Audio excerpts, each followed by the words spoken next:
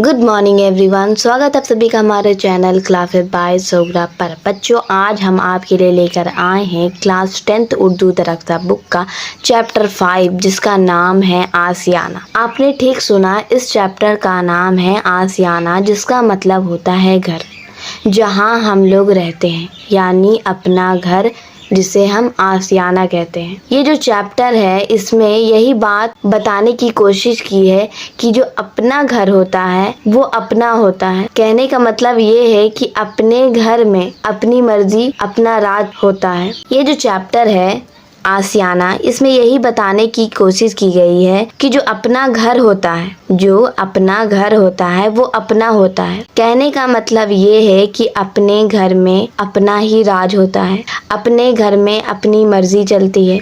हम चाहे तो अपने घर में जो चाहे वो खा सकते हैं, जैसे चाहे वैसे रह सकते हैं। मैं यहाँ पर ये कहना चाहती हूँ कि जो अपना घर होता है ना, वो अपना होता है। अपने घर में अपना राज चलता है, अपने घर में अपनी मर्जी चलती। हम जो चाहे वो कर सकते हैं अपने घर में, जब चाहे तब खा सकते हैं, जिस वक्त चाहे तब खा सकते हैं, जहाँ चाहे वहाँ सो सकते हैं, चाहे तो जमीन पे सो सकते हैं, चाहे तो छत पे सो सकते हैं, चाहे तो मतलब अपने घर में कुछ भी कर सकते हैं। कोई रोकने टोकने वाला नहीं होता है। और जो दूसरों का घर होता है ना, वो अपना कभी नहीं होता है। चाहे वो आपके बेटे बहू का क्यों ना हो, चाहे आपके बेटी दामाद का क्यों ना हो, दूसरों का घर दूसरों का होता है, अपना कभी नहीं होता। और हाँ, और जब आप दूसरों के घर रहते हैं, जब आप किसी दूसरे के घर रहते हैं, तो वहाँ आप मेहमान की तरह रहते हैं। वहाँ आपकी मर्जी नहीं चलती, वहाँ आपसे कोई काम नहीं कराते। वहाँ जो आपको खाने के लिए मिलेगा वही आपको खाना होगा, जो पीने के लिए मिलेगा वही पीना होगा। वहाँ आपकी हुक्मरानी नहीं चलेगी। मेरे कहने का मतलब ये है कि जो दूसरों का घर होता है वो दूसरों का होता है। वहाँ आपकी मर्जी नहीं चलेगी, ना आपका राज होगा। वहाँ आप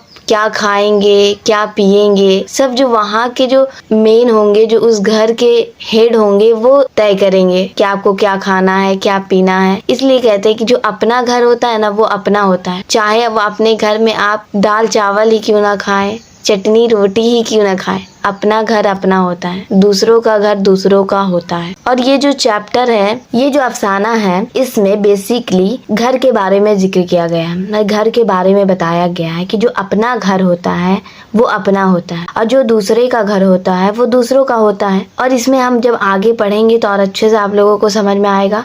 अगर आप लोगों को यहाँ तक समझ में आ गया हो तो हम आगे बढ़ते हैं।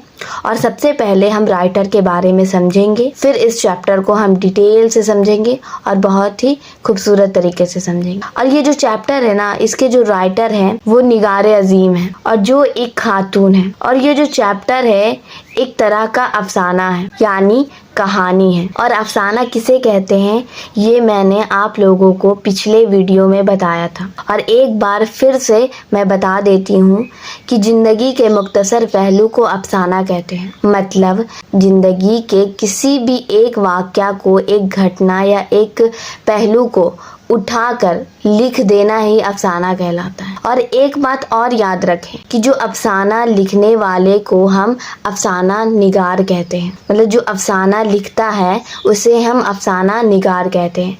तो ये जो आसियाना है एक तरह से अफसाना है, और जो इसके लिखने वाले निगारे अजीम है वो एक अफसाना निगार है। और ये भी याद रखें कि जो निगारे अजीम है वो एक खातून है, मतलब एक औरत है। अब थोड़ा सा राइटर के बारे में डिटेल में जान लेते हैं, क्योंकि हमारे बोर्ड एग्जाम में राइटर से ज़्यादा क्वेश्चन आता है, तो इसे पढ़ना, इसे समझना या इसे याद करना बहुत ज़रूरी है। तो जो निगारे अजीम हैं, जिनका असल नाम यानी रियल नेम मलका मेहर निगार है, याद यहीं पर करते चलें। सबसे पहले ये याद कर लें कि जो आसियाना है वो एक तरह का अफसाना है, और जो आसियाना के जो अफसाना निगार है वो निगारे अजीम है। और निगारे अजीम का जो असल नाम है वो मलका मेहर निगार है।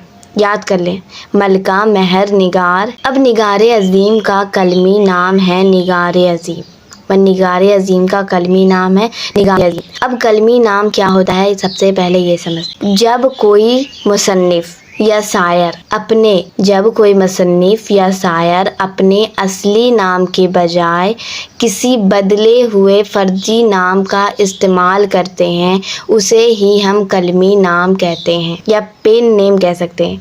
मतलब जो निगार अजीम है उनका जो असल नाम है वो मलका महर निगार है, लेकिन वो अपना जो जैसे अब मुसन्निफ बन गए, अफसाना निगारी की, तनकीद निगारी की, तो उसमें जो अपना नाम जो उन्होंने लिखा वो मलका महर निगार नहीं लिखा, बल्कि उसके जगह अपना नाम निगार अजीम रखा। तो ये जो है उनका असल नाम से मतलब बदला हुआ नाम है, जो उनका असल नाम है उनका इस्तेमाल उन्होंने नहीं किया, बजाय अपना दूसरा नाम बदला हुआ नाम इस्तेमाल किया और उसका नाम क्या है, निगार अजीम।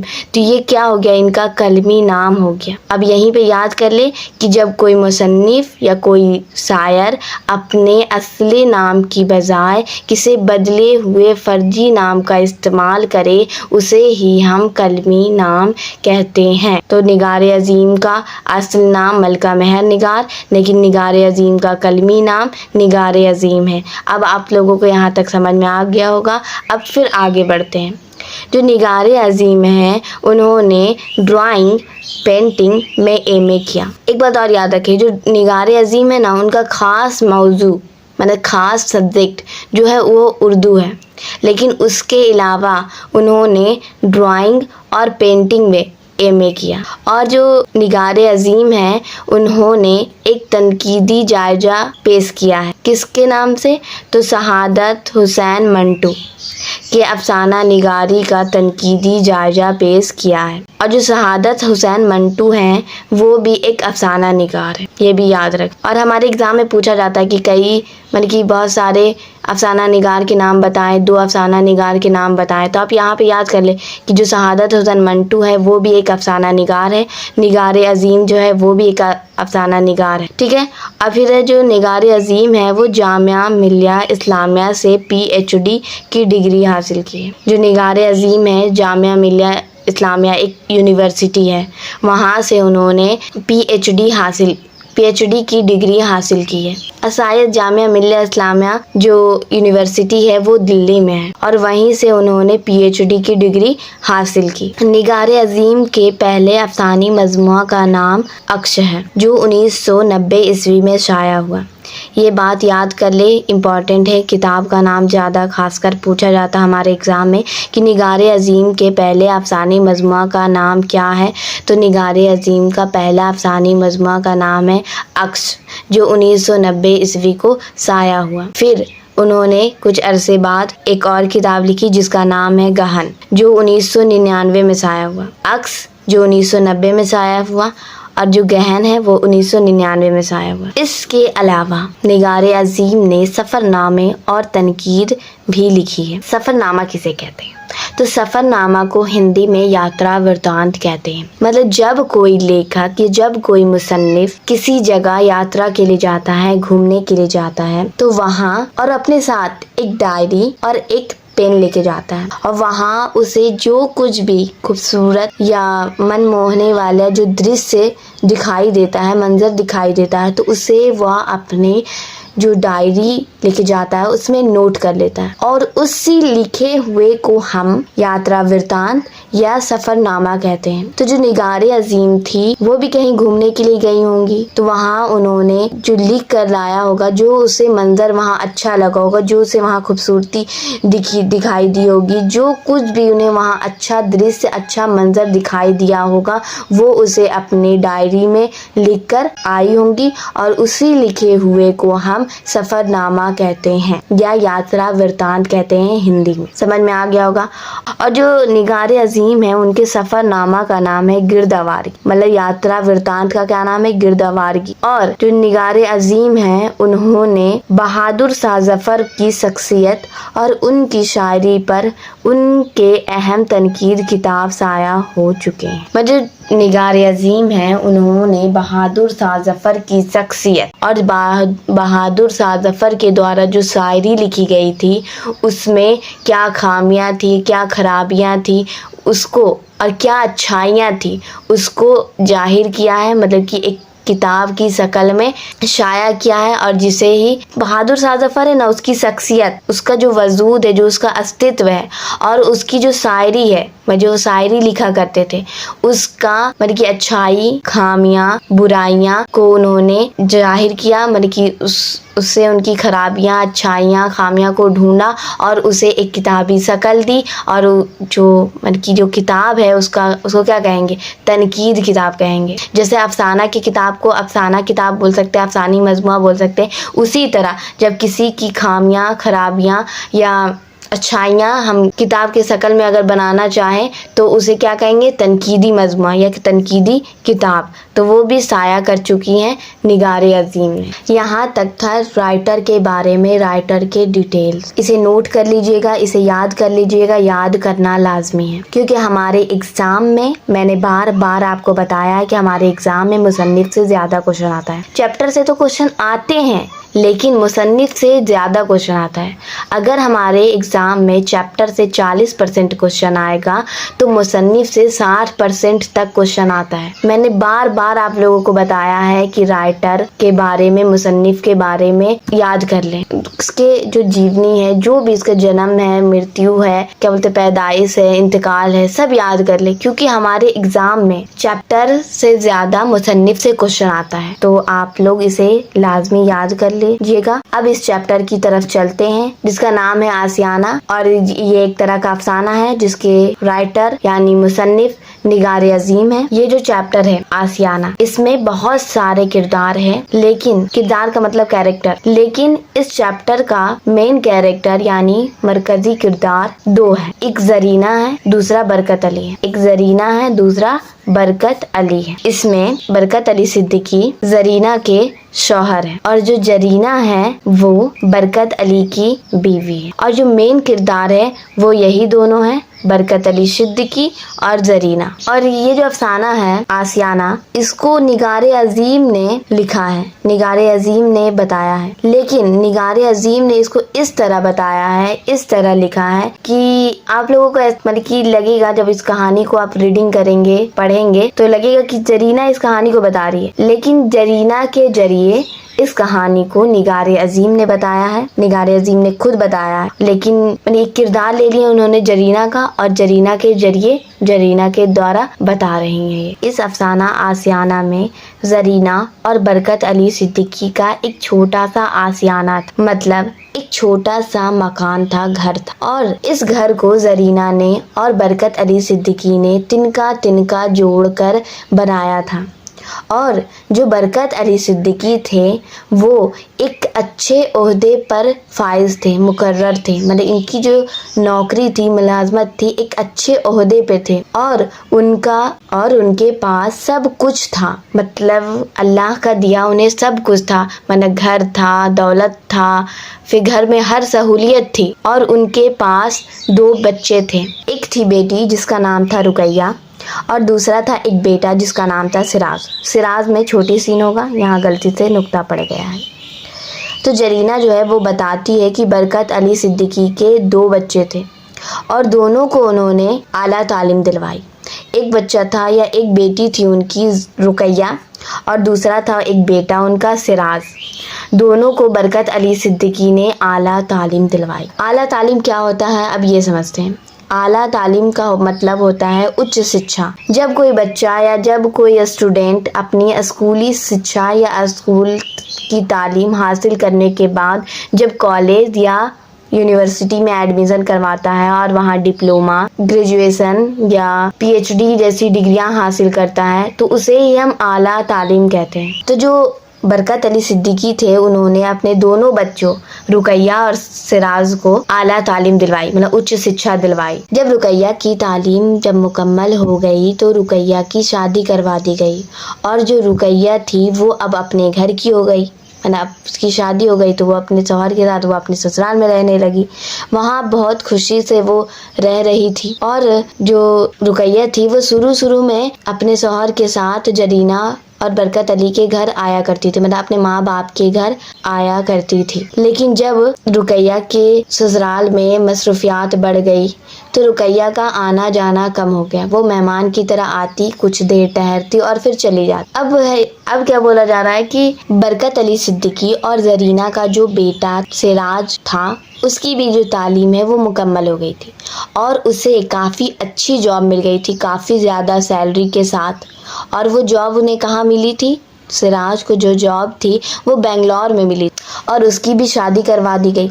اور سراج کی شادی جس لڑکی سے ہوئی اس کا نام کیا تھا؟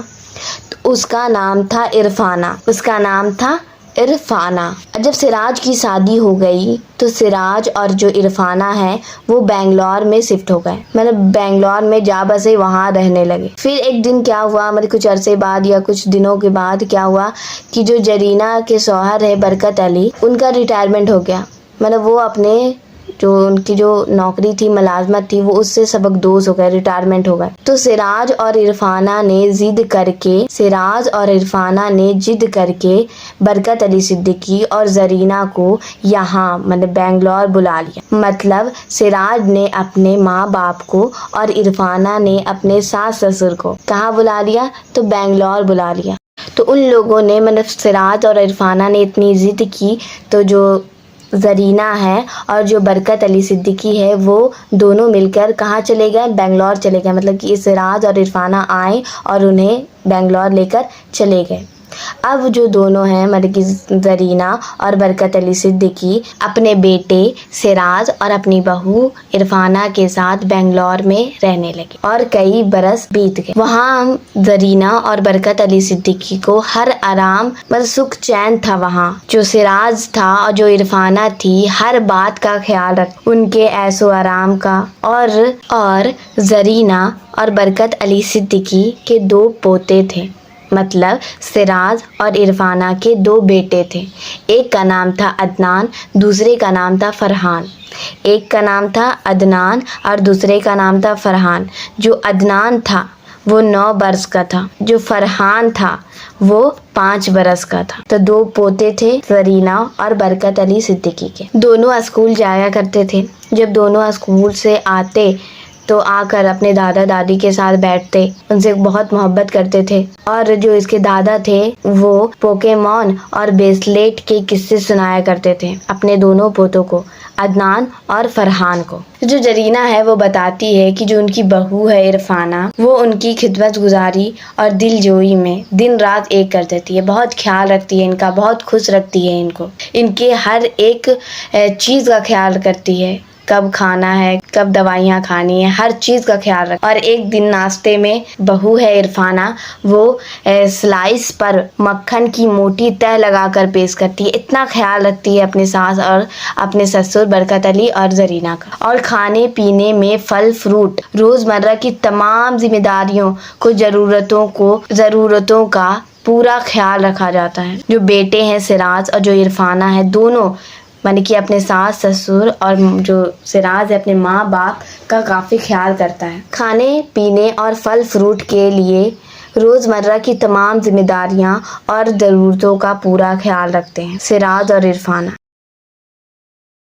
جو زرینہ ہے وہ کہتی ہے کہ جو اس کی بہو ہے عرفانہ، اس نے اپنے اوپر گھر کی تمام ذمہ داریاں لی ہیں، گھر کی صفائی ستھرائی، برتن جھاڑو، کپڑے دھونے کے لیے جو عرفانہ اور سراج نے 2 آئیں رکھی ہیں، ملازمہ رکھی ہیں، اور جو کھانا ہے وہ عرفانہ خود بناتی ہے اور بہت اچھا اور ذائقے دار کھانا بناتی ہے۔ اور جو زرینہ ہے وہ یہ بھی کہتی ہے کہ جو عرفانہ ہے وہ سراج کی پسند ہے، تو جو سراج کی جو پسند ہے وہ بہت ہی لاجواب ہے، جس کا کوئی جواب نہیں، اپنے اوپر گھر کی ساری ذمہ داریاں نبھاتی ہے عرفانہ۔ زرینہ یہاں پر کہتی ہے کہ جب شروعات میں ہم بنگلور آئے تھے، جب ہم برکت علی بنگلور آئے تھے تب یہاں آئے تھے تو بہت اچھے سے رہتے تھے، نہ کوئی کام کرنا پڑتا تھا، نہ کوئی بازار کا کوئی کام، نہ ہی کوئی گروسری لانے کا ٹینشن، نہ آس پڑوس میں جانے کی جھنجھٹ۔ لفٹ سے 7ویں منزل پہ چڑھتے تھے اور اترتے تھے،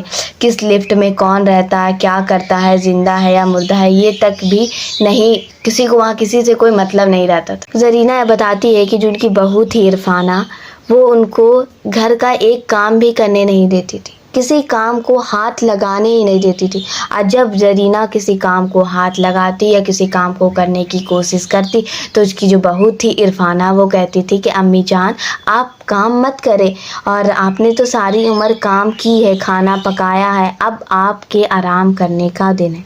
और उसकी बहू जो थी ये भी कहती थी कि सिराज ने मुझे बताया है कि आप बहुत अच्छा खाना बनाती थी, काफ़ी जायकेदार खाना बनाती थी, लेकिन अब नहीं, अब मैं सारा काम करूँगी, घर की सारी जिम्मेदारियाँ मैं संभालूंगी। और जब कभी भी जो ज़रीना है वो जो आए होती थी उनके घर में, उनको कभी टोकती थी कि सब्जी ऐसे धो, फिर फ्रिज में ऐसे रखो, कपड़े ऐसे धो, रंगीन कपड़ों को सफ़ेद कपड़ों के साथ ना धो, कपड़े को ऐसे फैलाओ। तो जो सिराज होता था, जो इरफाना होती थी, वो कहती थी ज़रीना को कि आप परेशान मत हो, ये इरफाना है और जो घर में दो आए हैं वो इन सब कामों को संभाल लेंगी। इरफाना जो कहती थी कि मैं बता दूंगी, आप आराम करें, आप काम करने के दिन ख़त्म हो गए, अब आप सिर्फ आराम करें। ये ज़रीना थी वो मतलब कि बैठी बैठी काफ़ी बोर होती थी। इरफाना जो है मुलाजमत करना चाहती है, ज़रीना जो है सिराज को समझाती है कि इरफाना को मुलाजमत करने दो, क्योंकि इस बहू के ऊपर इतनी घर की सारी जिम्मेदारियां, खाने पकाने का, फिर नौकरानियों को काम बताना, मतलब घर की सारी जिम्मेदारियां जो थी वो इरफाना पे थी। तो ज़रीना कहना था कि बहू पर इतनी जिम्मेदारियां ठीक नहीं हैं। तो जो ज़रीना थी वो कहती थी सिराज को कि बहू को मुलाजमत करने दो और घर की सारी जिम्मेदारियां मैं अपने सर पर ले लूँगी और मैं इस घर को संभालूंगी, और बहू को मुलाजमत करने दो, इरफाना को। तो जो सिराज कहता है कि कोई मसला नहीं है, लेकिन फिर भी ये जो शहर है वो काफ़ी बड़ा है, यहाँ के मसले मसाइल ही कुछ और है, यहाँ दिन भर बसों और ट्रेनों के धक्के खाने पड़ते हैं। और जो सिराज है वो कहता है कि मेरा जो है वो प्रमोशन हो रहा है, मेरी सैलरी और बढ़ जाएगी, और कौन सा हमारा इतना बड़ा घर है कि कौन सा बड़ा कुंबा है हमारा। और फिर जो ज़रीना रहती है वो सिराज की बातें सुनकर चुप हो जाती है और इरफाना भी खामोश हो जाती है। ज़रीना को अपने बेटे सिराज, अपने बहू इरफाना के घर आए हुए 2 वर्ष हो गए, और ज़रीना के अंदर एक उदासी, एक उकताहट, एक अकेलापन, एक घुटन पैदा होने लगा। और जो ज़रीना थी वो दिन भर बगैर कोई काम किए सिर्फ आराम किया करती थी, तो उसके अंदर एक उदासी, एक उकताहट, एक घुटन उभरने लगा। और ज़रीना को ऐसा लगता था कि जो बरकत अली सिद्दीकी हैं वो अपने बेटे के यहाँ काफ़ी मुतमईन है, मतलब कि बहुत खुश है अपने बेटे के यहाँ। और जो ज़रीना है वो ये कहती थी कि जो मतलब कि उसके अंदर जो अकेलापन, उकताहट या बेचैनी या घुटन जो पैदा हो रहा था, उसका मतलब ये नहीं था कि उसके बेटे या बहू ने उसे कुछ कहा या उसकी दिल आज़ारी की हो, ऐसा कुछ नहीं, बल्कि जो ज़रीना है वो कहती है कि जो उसके बेटे थे और उसकी जो बहू थी बहुत ही लायक, बाअदब थी, हज़ारों में से एक थी।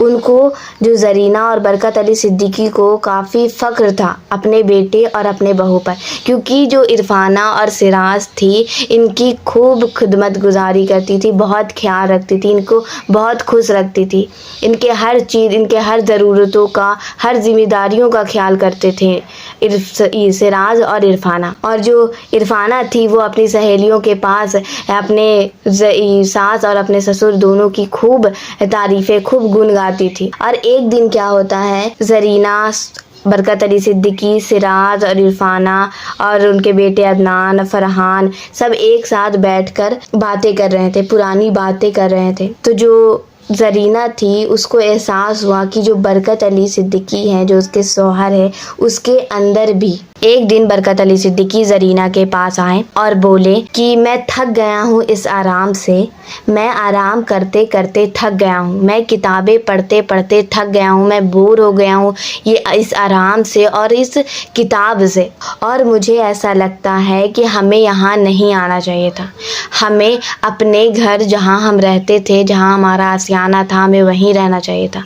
और जब बरकत अली ये कहते हैं कि जब हम रिटायर हो गए थे तो हमें वहीं एक नौकरी ढूंढ लेनी चाहिए थी और वहीं मुलाजमत करनी चाहिए, और शायद हमने यहाँ आकर गलती की, क्योंकि ये हमारा घर नहीं है, ये हमारे बेटे सिराज और बहू इरफाना का घर है, हम तो यहाँ मेहमान हैं, ہم اس گھر میں مہمان ہیں، یہ ہمارا گھر نہیں ہے، اور مہمان جو ہوتے ہیں وہ 2 دنوں کے لیے ہوتے ہیں، وہ 2 دن ہی ٹھہرتے ہیں، برسوں تک نہیں۔ اور اسی مہمانی میں ملک کی برکت علی صدیقی کہتے ہیں کہ اسی مہمانی میں ہم نے 2 برس گزار دیے اپنے بیٹے اور بہو کے گھر میں۔ بہت ہوتے ہیں یہ 2 برس۔ میں اب بیمار سا ہو گیا ہوں، مجھے ایسا لگتا ہے کہ مجھے کوئی بیماری ہو گئی ہے یا میں بیمار ہونے لگا ہوں۔ تو جو برکت علی صدیقی ہیں وہ زرینہ سے کہتے ہیں کہ کیا تم میرے ساتھ چلو گی میرے اس چھوٹے سے آشیانے میں، اس چھوٹے سے گھر میں جسے ہم لوگوں نے ایک تنکا جوڑ کر بنایا تھا۔ جب برکت علی صدیقی کی نوکری تھی، جو اچھے عہدے پہ فائز تھے، تو انہوں نے اپنا ایک چھوٹا سا آشیانہ بنایا تھا، اور وہاں اللہ کا دیا ان کے پاس سب کچھ تھا۔ تو جب وہ زرینہ سے کہتے ہیں اور یہ بھی کہتے ہیں کہ تم جو پکاؤ گی وہ کھا لوں گا، چٹنی روٹی ہی صحیح، اپنا پڑوس ہوگا، شام میں محفلیں ہوں گی، چائے پئیں گے بیٹھ کے، اور بیٹے اور بہو کا گھر چھوٹے گا تھوڑی نا۔ میرے سراج اور عرفانہ جو اس کے بہو اور بیٹے ہیں، ان کا گھر تو چھوٹے گا تھوڑی نا۔ ہم جب چاہیں گے تب آ جائیں گے مہمان کی طرح، اور پھر اپنے گھر واپس چلے جائیں گے۔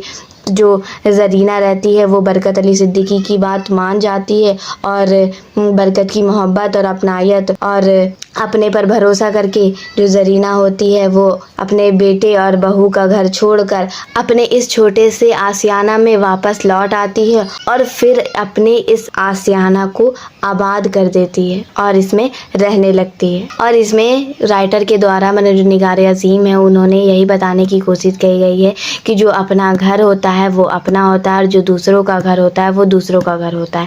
اپنے گھر میں چاہے تو آپ چٹنی روٹی کھا سکتے ہیں، جو چاہے وہ پکا کے کھا سکتے ہیں۔ اپنے گھر میں اپنی ذمہ داریاں ہوتی ہیں، اپنی حکمرانی ہوتی ہے، اپنا راز ہوتا ہے، اپنی مرضی ہوتی ہے۔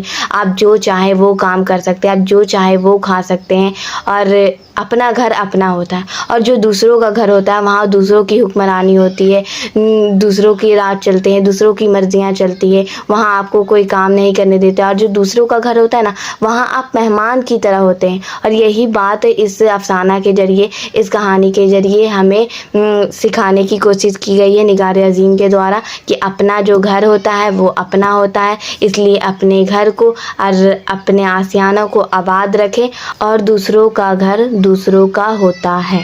آئی تھنک آپ لوگوں کو میری اس ویڈیو سے اردو کا چیپٹر 5 آشیانہ کافی اچھے اور مزیدار طریقے سے سمجھ میں آیا ہوگا۔ تو میری اس ویڈیو کو لائک کریں، چینل کو سبسکرائب کریں۔ Thank you for watching.